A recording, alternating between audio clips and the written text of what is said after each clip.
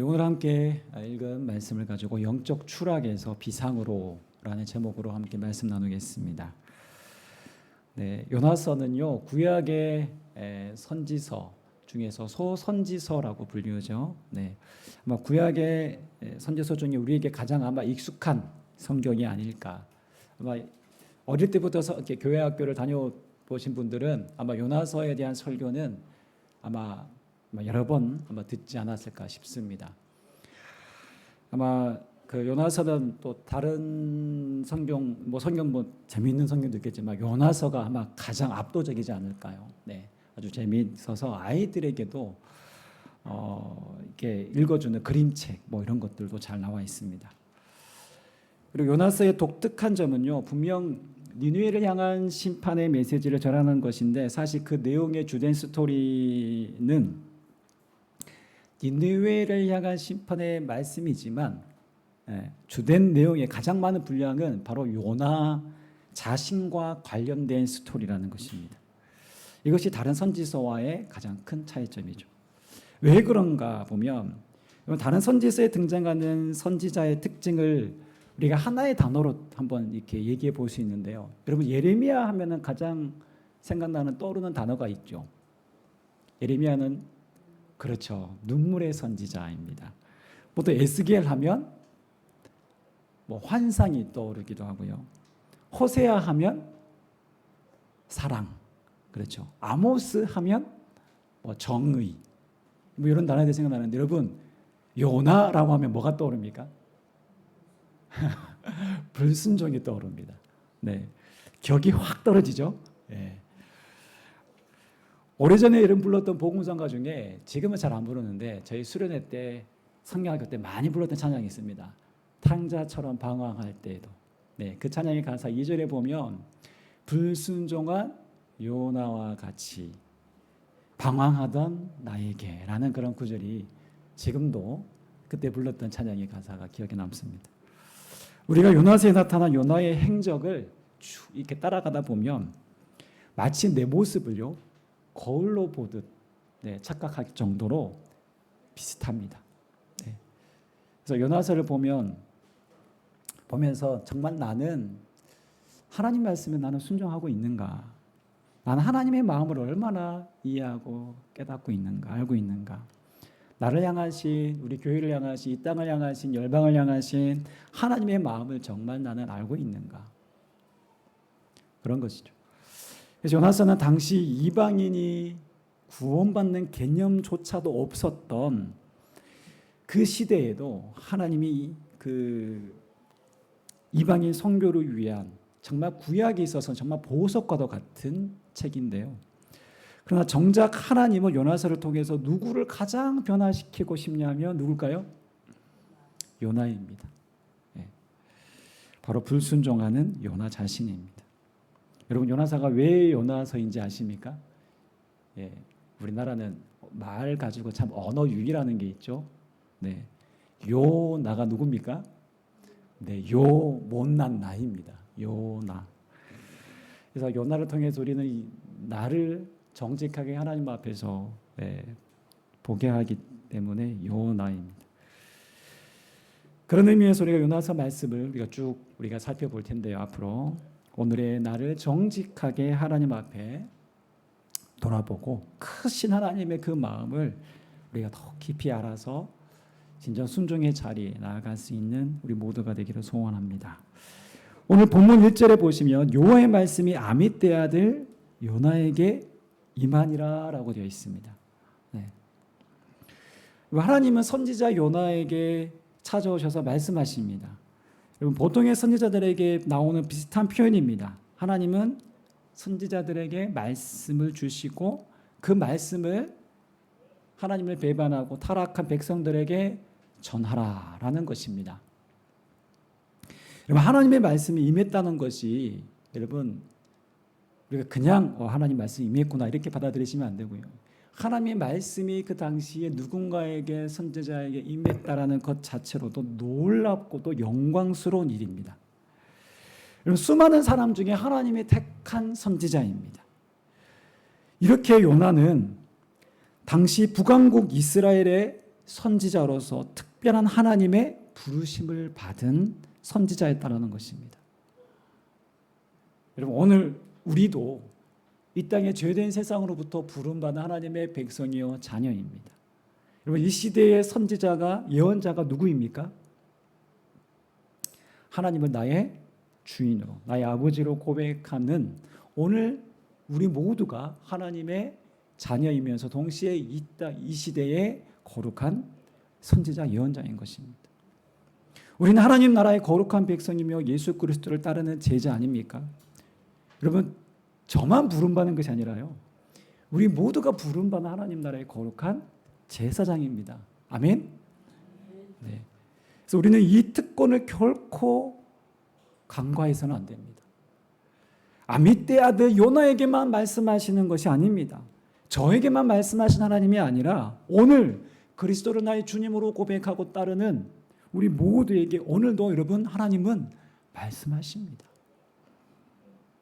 오늘 이 시대가 아무리 영적으로 무감각하더라도, 하나님이 없다라고 부정하는 세계관 속에서 믿지 않는 사람들이 이토록 많아도, 여러분, 하나님은 오늘 그럼에도 이 시대를 깨우는 경종으로 우리 한 사람 한 사람을 사용하기를 원하세요. 네, 근데 우리 표정을 보니까 나 같은 사람 하나님 사용하실까라는 그런 모습인데요. 아닙니다.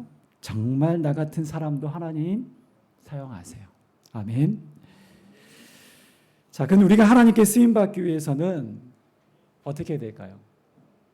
단순히 우리의 열정으로, 우리의 노력으로, 우리의 힘으로 아니요. 그 이전보다, 우리의 열심 이전에 우리는 하나님의 뜻과 하나님의 마음을 알아야 됩니다. 이걸 놓쳐버리면 엉뚱하게 내 혈기와 내 생각과 내 방법으로 하나님의 영광을 오히려 우리가 가릴 수 있어요. 하나님을 위한다는 나의 행동이 오히려 하나님 나라의 사역에 걸림돌이 될 수도 있습니다. 그래서 우리는 가장 중요한 것, 1차적으로 하나님의 마음과 하나님의 뜻을 우리가 잘 알아야 합니다. 분별해야 합니다. 자, 하나님 오늘 불순종하는 요나에게 하나님의 마음과 뜻을 알려주신 것처럼 오늘 우리에게도 그 하나님의 사랑을, 마음을 알려주시기를 원합니다. 여러분, 하나님은 그렇게 요나에게 찾아오셔서 말씀하십니다. 자, 그런데 요나에게 전하라고 하신 말씀의 내용이 무엇입니까? 자, 2절을 함께 읽어보겠습니다. 시작. 너는 일어나 저 큰 성읍 니느웨로 가서 그것을 향하여 외치라. 그 악독이 내 앞에 상달되었음이니라 하시니라. 네. 여러분, 하나님의 말씀을 임했습니다. 자, 하나님의 말씀을 드렸으면 보통 선지자라고 하면 어떻게 반응합니까? 네라고 하고 곧장 순종합니다. 그렇죠? 말씀이 떨어지는 즉시 어디로 가야 돼요? 니느웨로 가야 됩니다. 그게 정상입니다. 왜요? 사람의 말이 아니라 하나님의 말씀이기 때문에요. 네, 당연히 즉각적으로 순종하는 것이 지극히 당연합니다. 자, 그런데 어쩐 일인지 요나가 하나님의 말씀을 분명히 들었음에도 불구하고 불순종합니다. 보통 배포가 아닙니다. 네, 하나님 말씀을 분명하게 들었음에도 불구하고 하나님의 뜻에 완전히 반하는 행동을 해요. 3절을 제가 다시 한번 읽겠습니다. 그러나 요나가 여호와의 얼굴을 피하려고 일어나 다시스로 도망하려 하여 욥바로 내려갔더니 마침 다시스로 가는 배를 만난지라. 여호와의 얼굴을 피하여 그들과 함께 다시스로 가려고 배에 삭슬 주고 배에 올랐더라. 여러분, 요나가요, 왜 이런 행동을 했을까요? 왜 하나님의 얼굴을 피하여서 마치 도망자처럼 급하게 욥바로 내려가고 급하게 그것도 고려하고 고민하고 생각한 여지 없이 다시스로 가는 배에 바로 탔을까요? 그럼 다시스가 절대 가까운 거리가 아닙니다. 다시스가요, 한번 넘겨주시면 지금 욥바가 저기 보이시죠? 다시스는 스페인의 남부 지역에 있는 한 도시입니다. 지금 또 배로 가려면 오랜 시간이 걸려요. 그 당시에는 큰 배를 만들었다고 해도 저기를 가려면 최소한 6개월에서 길게는 1년까지도 걸립니다. 왜냐하면 풍랑과 여러 가지 폭풍을 만날 수 있기 때문에. 그러니까 오로지 돛을 이용해서 가야 되는 당시에 어떤 상황을 봤을 때 여러분 결코 만만한 거리가 아닙니다. 저 먼 거리를 다시스로 가는 그 배를 탔다는 것입니다. 그렇다면 이 먼 여행길을 올랐다는 것 자체는 여러분 요나의 의도가 어떤 의도였을까요? 이건 단순한 불순종을 넘어서 선지자로서 불러주신 그 소명 자체를 거부하고 내려놓고 나는 완전히 다른 삶을 살겠다는 것입니다. 제가 지금 목회자로서의 또 부르심 소명이 있잖아요. 나 이거 힘들다고 그냥 때려치우고 다른 직업을 하는 거예요. 그거예요. 어떻게 그는 선지자로서 도저히 상상하기 힘든 이런 불순종의 길을 선택했을까요? 그런데 여러분 요나의 불순종은요 막무가내처럼 보이지만 여러분 나름 이유 있는 불순종입니다. 그래도 선지자로 불렀잖아요 하나님이. 요나가 아마 자기 백성들에게 회개하라라고 하나님 말씀을 전했다라고 하나님께서 그렇게 하셨다면 했을까요? 안 했을까요? 했어요. 했을 거예요. 100% 했을 거예요. 순종했을 거예요. 두말하지 않고. 그런데 어디로 가라고요? 니느웨로 가라라고 하니까 이 못마땅한 거예요. 여러분 그냥 니느웨라는 그 땅 자체가 싫은 거예요. 여러분 니느웨는요 당시 이스라엘의 적대국이었습니다. 아수르의 수도였죠. 하나님의 백성인 이스라엘을 이 아수르가 끊임없이 괴롭히고 공격했습니다. 위협했습니다. 그래서 결국에는 사실 이 북왕국 이스라엘이 누구에게 멸망합니까? 기원전 586년도에 아수르에게 멸망당합니다. 마치 우리나라 역사에 보면 고려 시대의 거란족과도 같은 아주 야만족 있잖아요. 아주 잔인한 민족이었습니다. 그래서 이 아수르는 그렇게 잔인하기로 유명한 나라였는데 민족이었는데 주변의 약한 나라들을 정복해서 조공을 바치게 하는 정도가 아니라 약탈하고 추수 때가 되면 아예 큰 배를 탁 정박해서 거의 싹쓸이하는 정도로 다 쓸어갑니다. 아주 악한 민족이고 또 잔인하게 사람들을 죽이기도 했습니다. 이번 주 금요일이면 우리가 8.15 광복 80년을 맞는 해입니다. 우리나라가 일본에게 나라를 빼앗겨 얼마나 가진 수모와 오랜 아픔을 겪지 않았습니까? 여러분 젊은 남성들은 헌병대에 끌려가고 그렇게 비참하게 죽음을 맞이하고 꽃다운 젊은 여성들은 정신대에 끌려가기도 했습니다. 지금도 위안부 문제가 아직도 해결되지 않고 있습니다. 그 고통은 여러분 경험해 보지 않으면 이루 말할 수 없는 아픔입니다. 일제시대의 고통을 경험한 분들은 나라를 빼앗긴 채 살아야 했던 그 서러움과 그 고통은 80년이 지난 지금도 고스란히 남아 있습니다. 80년이 지난 지금도 일제시대의 아픔으로 인한 반일 정서의 감정이 남아 있는데 여러분 당시 이스라엘과 아수르는 한창 적대적인 관계였습니다. 그러니 요나가 하나님의 말씀을 니느웨에 가서 전하라라는 것은요 죽을 만큼 싫은 거예요. 그들이 하나님을 아는 것이 싫었습니다. 그들이 회개하고 돌이키는 것이 정말 싫었습니다. 혹여나 하나님이 그들의 죄악을 용서하시면 어떡하나 그런 걱정이 들었습니다. 그래서 애초에 완전 다른 길로 정반대의 길로 도망갔던 것이죠. 여러분 우리도 그런 마음 들지 않습니까? 누군가를 미워하고 싫어하는 마음 이게 없는 사람 있습니까? 여기서 거룩한 척하면서 말씀을 전하고 있는 저는 없겠습니까? 잘난 척하고 자기 자랑하는 사람들 보면 우리는 때론 그런 마음 들기도 하죠. 야, 속으로 저 사람이 하는 일 다 망했으면 좋겠다. 뭐 이 정도까지는 아니더라도 괜히 그 사람이 잘 되면 어떡합니까?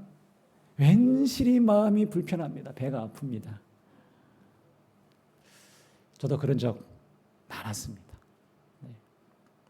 누구의 마음과 같습니까? 요나의 마음과 같습니다. 여러분, 요나의 속마음은 소돔과 고모라를 멸망시켰던 것처럼 불과 유황불로 악한 짓을 저지른 저 아수르를 하나님 보란 듯이 심판해 주세요. 멸망시켜 주세요. 하나님 살아계심을 증명해 주세요. 아마 그런 기도 왜 안 하겠습니까, 요나가? 이것이 요나의 속마음인데 감히 하나님께 그렇게 말은 못하고 하나님의 낯을 피해서 멀리 정반대로 지금 도망가는 길을 선택합니다. 요나는 다른 건 순종하겠는데 하나님 이것만은 못하겠습니다. 지금 그러고 있는 거예요. 요나의 불순종은요, 여러분, 나름 이유 있는 불순종입니다.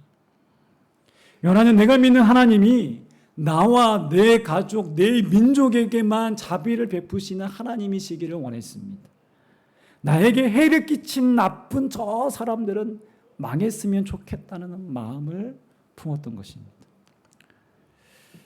저도 제가 아는 친구며 주변에 지인이 있습니다. 그런데 유독 마음이 안 가는 사람이 솔직히 있어요. 네. 사랑하기 힘든 사람, 품기 힘든 사람이 있습니다. 그런데 나에게 혹은 가족에게 여러분 해를 입힌 사람이라고 한다면 그 사람을 용서하고 사랑하라? 이건 정말 도저히 용납하기 힘든 상황인 것이죠. 그래서 우리는 어쩌면 불순종하고 있는 요나의 마음이 이 상황을 알고 보면 요나의 마음이 어느 정도는 이해가 됩니다. 하나님께 반응하는 것처럼 보이는 요나를 향해 무조건 잘못했다라고 손가락질하기는 어렵습니다. 그런데 제가 만약 하나님이라면 요나를 불러서 요나야 이런저런 자초지정을 설명하면서 그래도 순종해야지, 얼레고 달래고 타일이듯이 그렇게 하나님 마치 모세를 설득한 것처럼 한번 그렇게 하나님 설득해 볼 법도 한데 하나님은 그 불순종하는 요나를 그저 허락하듯이 내버려 두십니다. 하나님도 요나의 속마음을 당연히 아셨고 그의 불순종이 나름 이유 있는 불순종이라는 것 아셨습니다. 그럼에도 아마 하나님도 요나의 고집을 쉽게 꺾기는 힘들겠다 라는 것도 아마 생각하셨는지 하나님 요나를 그저 쉽게 설득하지 않으십니다. 여러분 같으면 어떻게 하겠습니까? 사실 저 같으면요, 요나? 저렇게 말 안 듣는 요나? 내 말에 불순종하는 요나? 야, 너 말고도 많아. 내 말 들을 사람 많아. 그냥 요나라는 카드 쉽게 버리면 돼요. 안 그래요? 그런데 하나님 그렇게 하지 않습니다. 요나를 버리지 않습니다. 고쳐서 다시 사용하시겠다는 거예요. 내가 너를 사용하고 싶다. 지금 하나님 그러시는 거예요. 하나님 참으로 우리가 보기에는 미련해 보이고요. 하나님 참으로 더디게 일하시고 우리가 보기엔 너무 하나님 답답할 정도로 일하실 때가 참 얼마나 많아요. 성경을 보면. 하나님 그 사람의 성향과 상황과 배경을 다 아시고 마치 1대1로 멘토링 하듯이 그렇게 하나님께서 그 한 사람 한 사람을 대하십니다. 여러분, 요나와 같이 오늘 우리의 삶 또한 하나님 우리를 다뤄가시는 방법 또한 그렇습니다. 불순종한 요나 같은 나를 하나님 충분히 포기하셔도 될 것 같은데 하나님 그런 요나 같은 나를 하나님 포기하지 않으세요. 내버려 두지 않으십니다. 어떻게 해서든 하나님 개입하시고 말씀하시고 찾아오시고 설득하시고 때로는 사건을 통해서 하나님 뜻을 마음을 보이십니다. 여러분, 우리의 지난 날을 돌아보면요, 하나님이 여러분을 쉽게 놓아주시던가요? 여러분, 존 스타트라는 분이 자꾸 하셨지만 존 스타트라는 영국의 유명한 복음주의 목사님이자 신학자는 이런 하나님에 대해서 마치 사냥개처럼 쫓아오는 사냥개로 묘사했습니다. 이게 부정적인 의미에서가 아니라 사냥개 특징이 뭐예요? 한번 물으면 안 놔줍니다. 안 놔줍니다. 하나님이요. 근데 이거를 부정적이 아니라 긍정적인 의미로 보면 하나님 우리를 포기하지 못하세요. 끝까지 우리를 따라오세요. 도망간 우리를 따라오십니다. 여러분, 하나님 나를 포기하신 적 있으셨습니까? 네, 없었죠. 하나님은 단 한 번 우리를 포기하거나 내버려 두신 적이 없으십니다. 자, 그런데 요나는 이런 하나님의 마음을 알아요, 몰라요? 전혀 모르고 오히려 하나님의 얼굴을 어땠다고요? 피합니다. 오늘 3절에 보면 하나님의 얼굴을 피하려고. 그 피하려고라는 표현이요 2번 나옵니다. 연거푸 여호와 얼굴을 피하여. 자, 근데 마침 여러분 다시스로 가는 배가 떡하니 있는 거예요, 항구에. 당신은 지금처럼 배편이 자주 있었던 것이 아니에요. 아마 다시스로 가는 배는 정확하게는 몰라도 한 달에 한 번 있을까 말까. 또한 그 시간에는 정말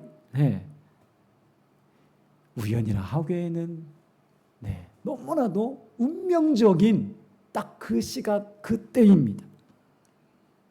너무 절묘한 타이밍이고 어쩌면 이건 나를 위한, 내가 이렇게 도망가는 것이 당연하고 마치 이 또한 그래 하나님이 그렇게 해라 라는 뜻이 아닐까. 그렇게 생각할 수 있었을 것입니다. 이것이 나의 운명이다. 지금 요나에게 있어서는 어쩌면 하나님의 말씀보다 그는 자기 운명을 더 믿었고 하나님의 말씀보다 뭐가 더 우선이었을까요? 오늘 지금 내 상황이 더 우선이었습니다.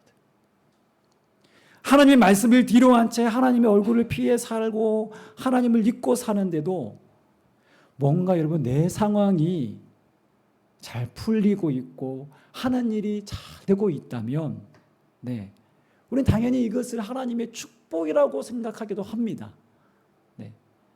그러나 잘 생각해 보시면 내가 하나님을 피해 살아가고 있고 하나님과 거리감을 두고 멀리 그렇게 대하며 하나님과 내가 거리감을 두고 내가 살아가고 있는데도 불구하고 내가 인생이 잘 된다? 축복일까요? 여러분, 우리가 쌓아온 인생은요 언제든 한순간에 물거품처럼 사라질 수 있습니다. 이런 반대로 내가 오늘 하나님의 얼굴을 구하며 하나님의 말씀을 붙들고 순종하며 살아가더라도 우리의 인생이 고달프고 아프고 때로는 하는 일이 잘 안 풀릴 수도 있어요. 여러분, 그렇다면 그 인생이 저주받은 인생입니까? 아닙니다. 여러분, 내 상황을 두고 하나님을 쉽게 재단하고 판단해서는 안 됩니다. 내가 지금 너무 어렵고 사망의 음침한 골짜기를 다닌 것 같아도 그것이 하나님의 뜻을 이루고 하나님의 영광을 드러낼 수도 있어요. 내 약함이, 내 아픔이, 내 고통이, 내 지금의 열악한 이 상황이 세상에서 볼 때는 저주같이 보이고 아무것도 아닌 것처럼 보일지라도 하나님은 그걸 통해서 하나님의 영광을 드러내게 하신다니까요. 하나님의 살아계심을 증명해 보이는 도구로 사용하십니다. 여러분, 그래서 본문에서 중요한 것이 무엇입니까? 하나님의 얼굴입니다. 하나님의 얼굴. 나는 지금 여러분 하나님의 얼굴을 마주 대하고 있습니까? 아니면 그 얼굴을 피하고 있습니까? 그 얼굴을 멀리, 그 하나님과 내가 멀리 있습니까? 하나님과의 관계가 오늘 내 삶 가운데 하나님과 관계가 틀어지고 있지는 않는지. 사단이 하는 일이 뭡니까? 하나님과 우리의 사이를 멀어지게 하는 것입니다. 하나님과 우리와의 관계를 틀어지게 하는 것입니다. 여러분, 하나님께 혹시 서운한 마음 드신 적 있어요? 하나님을 원망해 보신 적 있으십니까? 있을 수 있죠. 저도 과거를 회상하면 그런 적이 있었습니다. 하나님께 서운한 마음, 원망하는 마음이 여러분 하나가 쌓이고 또 쌓이면 하나님과의 관계가 어떻게 될 수 있어요? 틀어질 수 있습니다. 하나님 왜 내 기도 안 들어주셨나요? 하나님 제가 정말 중요한 문제를 놓고 하나님께 기도했는데 하나님 상황은 그대로잖아요. 하나님 내가 얼마나 사랑하는 사람인데 하나님 내 사랑하는 사람을 이렇게 갑자기 데려가시면 어떡합니까? 오늘 우리 인생에 일어나는 이해할 수 없는 일들을 대할 때 우리는 하나님께 서운하고 원망하는 마음이 들 수 있습니다. 그러나 계속 우리가 그 마음을 품어서는 안 됩니다. 그 마음으로 인해서 하나님의 관계가 틀어지면 안 됩니다. 하나님과의 관계가 틀어지면 어떻게 될까요? 누가 손해일까요? 내가 손해입니다. 하나님과 관계 틀어지면 우리는 영적으로 점점 내려가게 됩니다. 영적으로 추락하게 됩니다. 영적으로 깊은 잠을 잘 수도 있습니다. 오늘 본문에 보시면 내려갔다는 표현이 계속 등장하는데요. 3절에 보시면 여호와의 얼굴을 피하려고 일어나 다시스로 도망하려 하여 욥바로 내려갔더니 자, 또 여호와의 얼굴을 피하여 그들과 함께 다시스로 가려고 백삿을 주고 배에 올랐더라고 되어 있죠. 원문은 내려갔다라고 되어 있습니다. 이때 들어간 히브리어 원문이 야라드라는 동사인데요. 내려갔다라고 되어 있습니다. 그러니까 이 한글 성경은 사실은 우린 당연히 배에 올라탔다라고 이렇게 그냥 쉽게 생각하지만 원문은 의도적으로 내려갔다라는 야라드라는 동사를 사용합니다. 물이 땅 아래에 있기 때문에 배에 오르는 것이 아니라 내려갔다라고 당시 히브리인들은 이해했습니다. 자, 그리고 5절에 넘어가 보시면 요나는 배 밑층으로 그 배를 타고 배 밑층까지 내려갑니다. 급기야는요 어디까지 내려가죠? 나중에 물고기 뱃속에 삼켜져서 바다 깊은 곳까지 내려갑니다. 뭘까요? 요나의 추락입니다. 여러분 하나님과의 관계가 틀어지니 끝없이 추락하는 인생이 되고 맙니다. 여러분 오늘 우리의 인생은 내려가는 인생, 추락하는 인생이 아니라 어떻게 해야 될까요? 비상하는 인생이, 올라가는 인생이 되어야 합니다. 누구든 우리 언제든 영적인 내려감, 이걸 영적인 침체라고 할 수 있겠죠. 네, 올 수 있어요. 올 수 있어요. 요나와 같이 나름 이유 있는 불순종이라 할 수 있고, 네, 그것 때문에 영적으로 내려갈 수 있고, 또 내 상황이 되어지지 않는 일 때문에 또 무기력, 게으르고 나태한 내 자신 이로 인해서 우리가 추락하고 내려갈 수 있습니다. 그러나 여러분 어떤 이유를 불문하고 하나님은 우리가 그런 영적 침체나 영적인 무기력에 빠져 있는 것을 그 자리에 오래 머무르는 것을 원치 않으십니다. 우리의 신앙을 다시 일으키기를 원하세요. 그래서 우리는 다시금 비상해야 됩니다. 올라가야 합니다. 만약 내 인생을 한탄하며 사람 탓, 환경 탓, 운명 탓해서는 안 된다라는 말입니다. 하나님이 내 인생을 이렇게 만들었어. 다 부모 형제 탓이야.